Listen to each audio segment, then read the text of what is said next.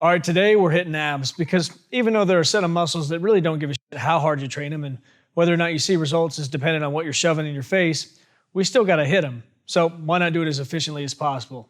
Let's get after it. V-ups are a great exercise, but not for everybody. For some, that violent jolting back and forth puts a good stress on those abs and they can really have a great connection to them. For others, it's just a matter of time before they blow a disc right out of their ass. So we can shorten the range of motion to make it a little bit safer and not allow those hips to tilt back and forth during the movement, but still make it just as effective by adding a weight to our hands and feet. And I want to make sure you're breathing correctly on all the exercises we're doing today because I see a lot of people try to use the same technique they use to brace themselves for a squat or a heavy deadlift and try to apply that to abs.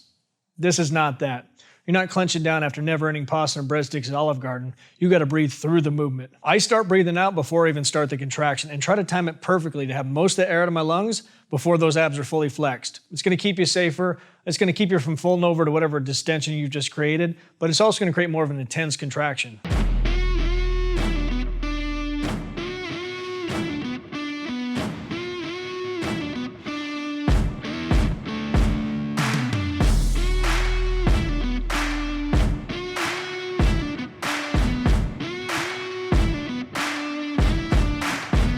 Let me take a quick second and thank Skillshare for sponsoring this video. They obviously noticed that I still wear the same shirts that I did in 6th grade and thought, this guy could use a deal.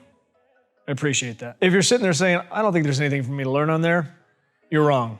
Skillshare's classes are designed for real life problems. Let me ask you this.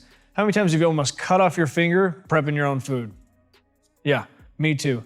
That's why they have an entire course on knife skills, so people like us don't end up with the nickname Stubby. Or like the guy from yesterday that could have used their course on body language to tell that I wasn't really interested in making new friends while I was in the gym bathroom peeing. I'm currently taking one on drone photography by Wild Rabbit Productions because the first time I got this thing, I just turned it on, see if I can get it to hover, and then I proceeded to smash it right into the wall. Because of the course, I'm getting better. But I still can't believe they let you fly these things. I feel like at any moment, I'm gonna lose control of it, it's gonna follow this guy and just take out some poor, unexpecting old lady. Skillshare is an online learning community with thousands of classes for curious and creative people. There's no ads, they're always launching new premium classes, and it's less than 10 bucks a month with an annual subscription. The first 1,000 people to click the link in my description get a free trial of Skillshare's premium membership. All right, we're hitting the floor because sitting on your ass is one of the hardest things you can do for abs. And you got some options. You can bring the stopwatch of death into it, time yourself, and make it a static contraction by tilting back and just holding those feet up. Or you can make an active movement by bringing those knees in and out, or you can bring those obliques into it, kicking them side to side like a bicycle.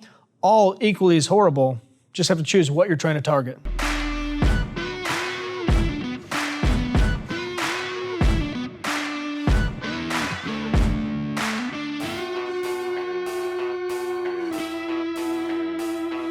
This is probably how I'm gonna trick kids out of their candy this year. I bet you your bag of candy for my bowl that you can't sit on the ground, hold your feet up for a minute. Oh, I feel bad. You know what? You go ahead and keep those Smarties, you little...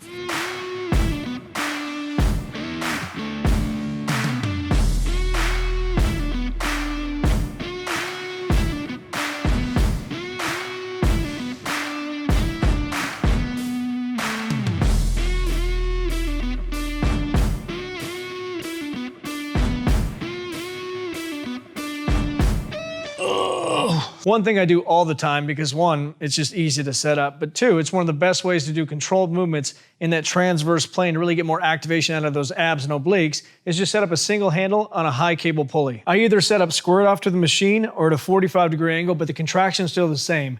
It's down in a slight twist. And make sure as you do these, you're not driving forward. Take a step back and I want you to feel like you're pulling that handle towards your body.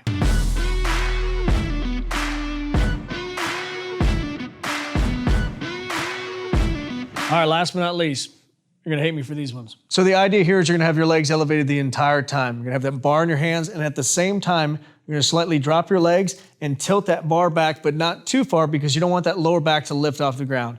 From there, you're gonna crunch and bring them both together and try to lift those shoulders off the ground and pretend like you're touching your toes. You're not gonna be able to, but you can dream.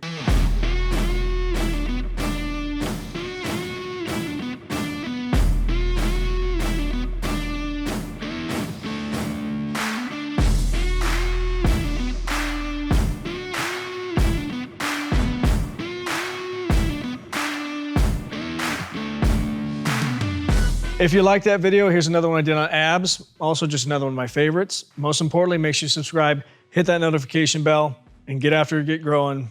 Talk to you soon.